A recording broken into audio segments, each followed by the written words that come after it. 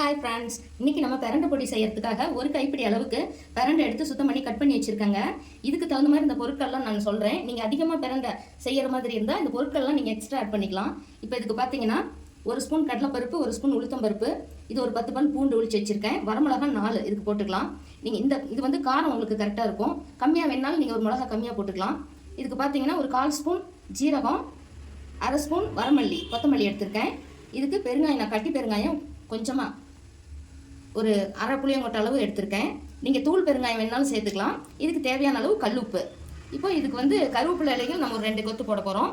இது வந்து இந்த பிரண்டையை மட்டும், இந்த பூண்டியும் பிரண்டையும் நம்ம நல்லெண்ணெயில் வதக்கி எடுத்துக்கலாம். மற்ற பொருட்களெல்லாம் நம்ம சும்மாவே வறுத்து எடுத்துக்கலாம். 2 ஸ்பூன் அளவுக்கு நல்லெண்ணெய் சேர்த்துக்கலாம். இந்த எண்ணெய் நல்லா காஞ்சிருச்சு. பிரண்டை இதில் சேர்த்துக்கலாம். இந்த பிரண்டையை நல்லா வதக்கி எடுத்துக்கலாம். பிரண்டை நல்லா வதங்கிடுச்சிங்க. இப்போ இதை எடுத்து ஒரு பாத்திரத்தில் வச்சுக்கிட்டு பூண்டு இதில் போட்டு வதக்கிக்கலாம். இதுலேயும் நம்ம எடுத்து வச்சிருக்கிற பெருங்காயத்தை சேர்த்துக்கிட்டு பூண்டு இதில் சேர்த்துக்கலாம். இந்த பெருங்காயம் இந்த எண்ணெயிலே நல்லா பொரிஞ்சு வந்துடும். பூண்டும் நல்லா வதங்கணும். பூண்டு நல்லா வதங்கிடுச்சிங்க. பெருங்காயம் இந்த கட்டியை நல்லா பொரிஞ்சு வந்துருச்சு. இப்போ இதை ஒரு பிளேட்டுக்கு மாற்றிக்கலாம். இப்போ எண்ணெயெல்லாம் வடிச்சாச்சுங்க. வெறும் வடை சட்டியில் இந்த மிளகாயை ஃபஸ்ட்டு சேர்த்துக்கலாம். அப்போ தான் நமக்கு கிறிஸ்பியாக வந்து பொடியில் நல்லா தூளாகும். மிளகா நல்லா பொரிஞ்சு வருதுங்க. இப்போ நம்ம எடுத்து வச்சிருக்கிற அந்த பருப்பு 2 சேர்த்துக்கலாம். கடலைப்பருப்பும் உளுத்தம் பருப்பும். இந்த பருப்பு நல்லா கலர் மாதிரி வாசம் வரணும். பருப்பு நல்லா செவந்து வந்துருச்சிங்க. இப்போ நம்ம இந்த கொத்தமல்லி, ஜீரகம், இதுக்கு ஒரு 10 மிளகு நான் போடுறேன். நான் ஃபஸ்ட்டு எடுத்து வைக்க மறந்துட்டேன். இந்த மிளகு, கொத்தமல்லி, ஜீரகம் இது 3யுமே சேர்த்துக்கலாம். சேர்த்து இது அதிக நேரம் வறுக்க வேண்டாம். ஜஸ்ட் இது சூடேறினா போதும். இப்போ நம்ம எடுத்து வச்சிருக்கிற கருவேப்பிலையும் இதில் சேர்த்துக்கலாங்க. உப்பு இதோட சேர்த்துக்கலாம். ஸ்டவ் ஆஃப் பண்ணிடலாங்க. இது 6 நொட்டி ஒரு மிக்ஸி ஜாரில் சேர்த்து பொடி பண்ணிக்கலாம். இந்த மிளகா பருப்புலாம் ஒரு ஓட்டி எடுத்துக்கலாங்க. இது பல்ஸ் மோடில் விட்டு எடுத்துருக்கேங்க. இதுலேயே இந்த பிரண்டையும் பூண்டு சேர்த்துக்கலாம். அரைச்சாச்சிங்க. பிரண்டை பொடி நமக்கு ரெடி ஆயிடுச்சு. பாருங்க, இது வந்து நல்ல எலும்புகளுக்கெல்லாம் வலு தரக்கூடியது. பிரண்டை பொடி இந்த மாதிரி தாங்க, கொஞ்சம் கொரகொரப்பாக தான் இருக்கும். ஆனால் இது சாப்பிட்றதுக்கு ரொம்ப சுவையாக இருக்கும். இதே போலவே நீங்களும் ட்ரை பண்ணி பாருங்கள். பெரிய நெல்லிக்காயை வச்சு பொடி செய்ய போகிறோங்க. நான் இதுக்கு பெரிய நெல்லிக்காய், மர நெல்லிக்காய் 5 எடுத்திருக்கேன். இது ஒரு 100 கிராம் அளவுக்கு இருக்கும். நீங்கள் அதிகமாக செய்கிற மாதிரி இருந்தால் அதுக்கு தகுந்த மாதிரி மிளகா, புளி, உப்பெல்லாம் சேர்த்துக்கலாம். பெரிய ஸ்பூனில் 1 ஸ்பூன் அளவு கடலைப்பருப்பு, உளுத்தம் பருப்பும் போட்டுருக்கோங்க. கட்டி பெருங்காயம் சின்னதாக 2 துண்டு போட்டு இந்த பெருங்காயத்துக்கு மட்டும் கொஞ்சம் நம்ம எண்ணெய் விட்டுக்கலாம். நம்ம பருப்புக்கு எண்ணெய் விட வேண்டியதில்லை. இதோட 2 வரமிளகா சேர்த்துக்கலாம். இந்த பெருங்காயம் கொஞ்சம் பொரிஞ்சு வர்றதுக்காக தான் இந்த எண்ணெய். இந்த கடலைப்பருப்பு, உளுத்தம் பருப்புலாம் செவந்து வந்தால் போதுங்க. அடுப்பை சன்னமாக வச்சுருக்கேன். பருப்பு ஓரளவுக்கு கலர் மாதிரி வருதுங்க. இந்த சமயத்துக்கு நம்ம கருவேப்பிலை கொஞ்சம் இதோட சேர்த்துக்கலாம். இந்த கருவேப்பிலையெல்லாம் நம்ம கொஞ்சம் கிறிஸ்பியாக வரணும். அப்போ தான் பவுடர் அரைக்கிறதுக்கு நமக்கு நல்லா வசதியாக வரும். கொஞ்சம் நேரம் வறுத்துக்கலாம். அதோடு சேர்த்து இந்த பருப்பும் நல்லா வறுபட்டு வந்துடும். நல்லா வறுபட்டு வந்துடுச்சிங்க. இந்த சமயத்துக்கு ஸ்டவ் ஆஃப் பண்ணிக்கலாம். இந்த பருப்புலாம் நல்லா ஆறிடுச்சிங்க.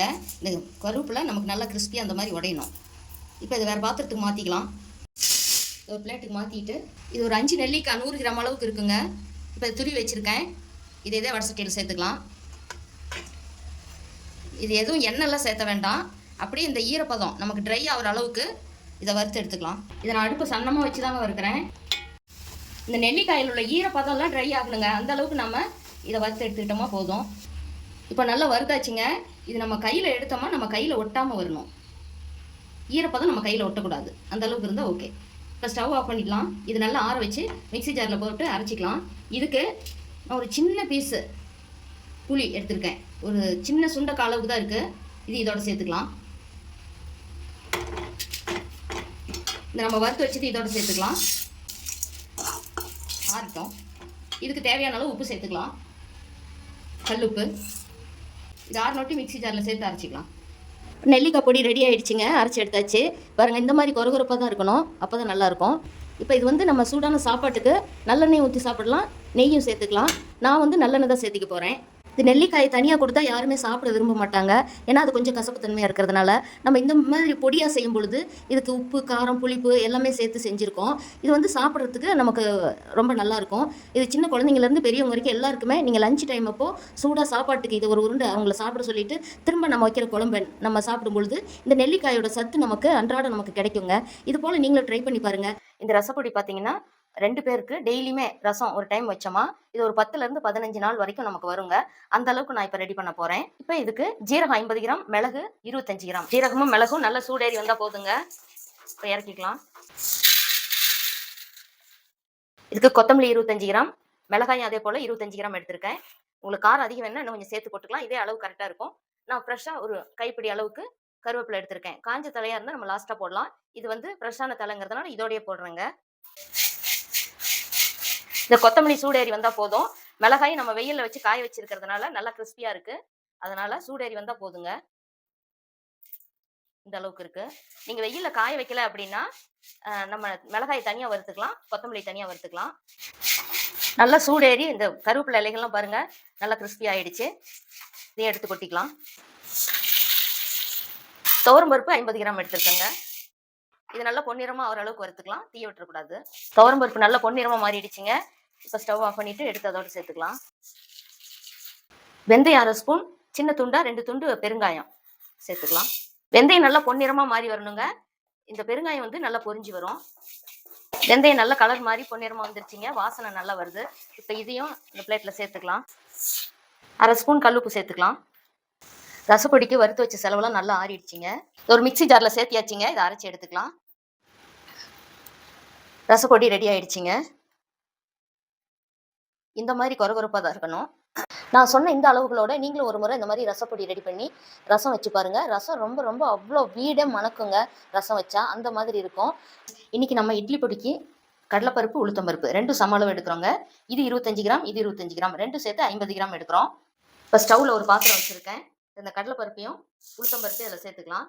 இது காரத்துக்காக 4 வரமிளகா, இதுக்கு கட்டி பெருங்காயம் ஒரு தட்டைப்பயிர் சோடு அளவுக்கு இருக்குங்க. அது மாதிரி நான் 4 எடுத்திருக்கேன். இதையும் இதோட சேர்த்துக்கலாம். இது எல்லாமே சேர்த்து ஒரே டைமா நம்ம போட்டு இந்த மாதிரி வறுபடும் போது இந்த மிளகாயெல்லாம் நல்லா கிறிஸ்பியா வறுபடும். பெருங்காயமும் கட்டி பெருங்காயம்ன்றதுனால நல்லா பொரிஞ்சு வந்துருங்க. உங்களுக்கு வந்து தூள் பெருங்காயம் வேணாலும் நீங்க சேர்த்துக்கலாம். அது வந்து எப்ப சேர்த்தணும்னா நம்ம வறுத்துட்டு இறக்க போக்குள்ள சேர்த்தணும். இப்பயே சேர்த்தனா அது நிறம் மாறிடும், கருகிடும்.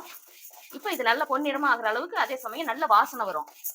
அந்த அளவுக்கு வறுத்து எடுத்துக்கலாம். ஸ்டவ் நான் வந்து லோ ஃப்ளேம்ல வச்சிருக்கேன். வறுக்கும் பொழுதே ஒரு 2 இனுக்கு கருவேப்பிலை இலைகள் சேர்த்துக்கலாங்க. இது ரொம்ப வாசனையா இருக்கும். இதுலயே போட்டு வறுத்தோம்னா இந்த கருவேப்பிலை இலைகள்லாம் நல்லா கிறிஸ்பி ஆயிடும். 4 மிளகா காரம் கரெக்டா இருக்குங்க. இந்த பருப்பெல்லாம் நல்லா கலர் மாதிரி வருது, அதே சமயம் நல்ல வாசனையும் வருதுங்க. பருப்பு வறுபட்ட வாசனை. நம்ம போட்ட கருவேப்பிலை இலைகள்லாம் நல்லா கிறிஸ்பி ஆயிடுச்சு. இதுக்கு ஏன் நம்ம எண்ணெய் ஊற்றி வறுக்கிறது இல்லைன்னா 2-3 மாசம் கூட வச்சு சாப்பிடலாங்க. நம்ம எண்ணெய் ஊற்றி வறுத்துட்டோம் அப்படின்னா நம்ம அந்த மாதிரி வச்சிருக்க முடியாது, கெட்டுடும். இப்போ பாருங்க நல்ல வாசனை வருது. இந்த நம்ம போட்ட பெருங்காயம் கூட பாருங்க நல்லா பால் மாதிரி உப்பி வந்திருக்கு. இப்போ இந்த சமயத்துக்கு நான் ஸ்டவ் ஆஃப் பண்ணிடுறேன். இதுக்கு கல் உப்பு நான் தேவையான அளவு எடுத்து வச்சிருக்கேன், ஒரு 1/2 ஸ்பூன் அளவுக்கு. அதையும் இதுலேயே சேர்த்துக்கலாம். சேர்த்து நல்லா கலந்து விட்டுறலாம். இது கொஞ்ச நேரம் ஆற வச்சு மிக்சி ஜாரில் சேர்த்து பவுடர் பண்ணிக்கலாங்க. வறுத்து வச்ச பருப்பு நல்லா ஆறிடுச்சுங்க. இப்போ இதை ஒரு மிக்சி ஜாரில் சேர்த்துக்கலாம். இப்போ இதை அரைச்சி எடுத்துக்கலாம். இட்லி பொடி அரைச்சி வச்சுங்க. இந்த அளவுக்கு பாருங்கள், கொஞ்சம் கொரகொரப்பாக தான் இருக்கணும். இப்படி இருந்தால் தான் நமக்கு இட்லிக்கு தோசைக்கு போட்டு சாப்பிட நல்லாயிருக்கும். ரொம்ப நைஸாக பவுடர் மாதிரி பண்ணக்கூடாது. கொஞ்சம் நேரம் ஆற வச்சு ஒரு பாட்டிலையோ டப்பாவிலையோ போட்டு வச்சுக்கலாம். இது வந்து 2-3 மாதம் வரைக்கும் கூட வச்சு நம்ம யூஸ் பண்ணிக்கலாங்க. சூடாக இட்லி தோசைக்கு இந்த மாதிரி பொடி பண்ணிட்டோம்னா இதோட நல்லெண்ணெய் சேர்த்து சாப்பிடும் பொழுது ரொம்ப நல்லா இருக்குங்க. நம்ம குழம்பு வைக்க டைம் இல்லை அந்த மாதிரி சமயத்தில் இது டக்குன்னு ரெடி பண்ணிக்கலாம். சுட சுட இட்லிக்கும் தோசைக்கும் இது சாப்பிட்றதுக்கு ரொம்ப ரொம்ப சுவையாக இருக்கும். இதே போலவே நீங்களும் ஒரு முறை ட்ரை பண்ணி பாருங்க. முருங்கைக்கீரை பொடி ரெடி பண்ண போறேங்க. இது இட்லி, தோசை, சாப்பாட்டுக்கு எல்லாத்துக்குமே ரொம்ப சூப்பராக இருக்கும். இது எப்படி செய்யுதுன்னு பார்க்கலாம் வாங்க. இதுக்கு நான் 1 கட்டு முருங்கைக்கீரை மார்க்கெட்டில் வாங்கிட்டு வந்தேங்க. உங்களுக்கு பக்கத்தில் மரம் இருந்து கிடைச்சதுனாலும் நீங்கள் அது மாதிரி வாங்கிக்கலாம். இந்த கீரையை நல்லா கழுவிட்டு நிழல்ல வச்சு உலர்த்தி எடுத்துக்கணுங்க. வெயிலில் காய வைக்கக்கூடாது. இந்த முருங்கைக்கீரையில் ஏராளமான நன்மைகள் இருக்குங்க. இரும்பு சத்து இருக்குது, மலச்சிக்கலை நீக்கும், நல்ல வந்து பசி எடுக்கும். இது மாதிரி நீங்கள் டெய்லி சாப்பாட்டில் சேர்த்திக்கும் பொழுது உங்களுக்கு முடி உதிராமல் இருக்கும். ஒரு சிலருக்கு நிறைய முடி கொட்டும் தலையில். இது மாதிரி நீங்கள் முருங்கைக்கீரையை சாப்பிடும் பொழுது உங்களுக்கு முடி கொட்டாமல் இருக்கும். இப்போ நான் இந்த கீரையை எடுத்து நிழலில் உலர்த்தி பாருங்கள், இந்த மாதிரி கிறிஸ்பி ஆகிற அளவுக்கு இதை உலர்த்தி எடுத்துக்கிட்டேன். இப்போ இதை எப்படி செய்யுதுன்னு பார்க்கலாம் வாங்க. இப்போ இதை ஒரு பாத்திரத்தில் சேர்த்து வறுத்துக்கலாம். இப்போ நான் காய வச்சு எடுத்த மாதிரி நீங்கள் காய வச்சு எடுத்துக்கிட்டிங்கன்னா இது 1 நிமிஷத்துலேயே நம்ம வறுத்து எடுத்துடலாங்க. இந்த இலைகள் வந்து நம்ம பச்சையாகவே நீங்கள் அப்படியே வறுத்து எடுக்கணும்னு நினச்சிங்கன்னா அது நம்ம வறுக்கிறதுக்கு நமக்கு ஒரு 10 நிமிஷம் அளவுக்கு ஆகும். இந்த மாதிரி இலைகள் கிறிஸ்பி ஆகணும், அந்த மாதிரி ஆகிற வரைக்கும் நம்ம வறுக்கணும். அதுக்கு வந்து ஒரு 10 நிமிஷம் அளவுக்கு ஆகும். இது பார்த்தீங்கன்னா நான் ஒரே நிமிஷத்தில் வறுத்து எடுத்துக்கிறேன். இந்த இலைகள் வந்து நல்லா வாசனை வரும், அந்த அளவுக்கு நம்ம வறுத்து எடுத்துக்கணும். இதுக்கு நான் கட்டி பெருங்காயம் ஒரு சின்ன சின்ன துண்டுகளாக 4-5 எடுத்துருக்கேங்க. இதுக்கு மட்டும் கொஞ்சமாக எண்ணெய் விட்டுக்கலாம்.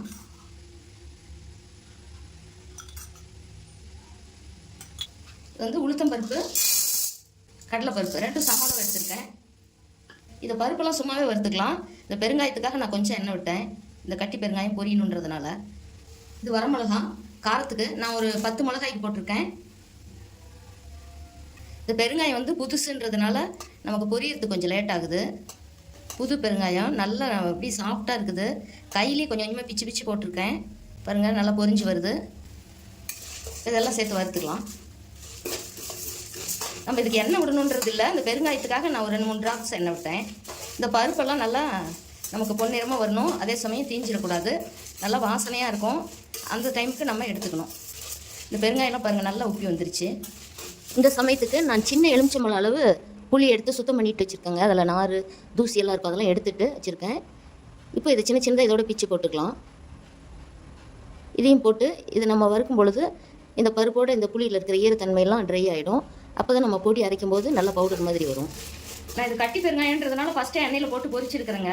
நீங்கள் தூள் பெருங்காயம் தான் இருக்குது அப்படின்னா இது நம்ம வறுத்து இறக்கிறதுக்கு முன்னாடி ஸ்டவ் ஆஃப் பண்ணிவிட்டு நம்ம இந்த சூட்லேயே அந்த தூள் பெருங்காயத்தை போட்டுவிட்டோம்னா போட்டு ஒரு கிளறி விட்டோம்னா நம்ம கரெக்டாக இருக்கும். இப்போ பாருங்கள் பருப்புலாம் நல்லா மணமாக வருது, கலர் மாறி வருது. இந்த சமயத்துக்கு நம்ம ஸ்டவ் ஆஃப் பண்ணிடலாம். இதுக்கு தேவையான அளவுக்கு கல் உப்பு சேர்த்துக்கலாம். இது நல்லா ஆறுனதும் நம்ம ஒரு மிக்ஸி ஜாருக்கு மாற்றி இதை பவுடர் பண்ணிக்கலாம். இது ஒரு ஜாருக்கு மாற்றி இதை ஃபஸ்ட்டு அரைச்சிக்கலாம். அரைச்சாச்சு. இப்போ இந்த முருங்கை இலைகளையும் இதுலேயே சேர்த்து அரைச்சிக்கலாம். இந்த முருங்கை இலைகள் கொஞ்சம் அதிகமாக இருக்குதுன்றதுனால நான் கொஞ்சம் போட்டு ஃபஸ்ட்டு ஒரு 2 ஓட்டு ஓட்டிட்டு திரும்ப மீதி இலைகளும் அதிலே போட்டு நான் நல்லா நைஸாக அரைச்சி எடுத்துக்கிறேங்க. அரைச்சாச்சுங்க. இது ஒரு பவுலுக்கு மாற்றிக்கலாம். முருங்கைக்கீரை பொடி ரெடி ஆகிடுச்சிங்க. இதே போலவே நீங்களும் செஞ்சு பாருங்கள். செஞ்சு பார்த்துட்டு இந்த வீடியோ பிடிச்சிருந்தால் லைக் பண்ணி ஷேர் பண்ணுங்கள். உங்களுடைய கருத்துக்களை கமெண்ட் பாக்ஸில் சொல்லுங்கள். மறக்காமல் சப்ஸ்கிரைப் பண்ணுங்கள். தேங்க்யூ.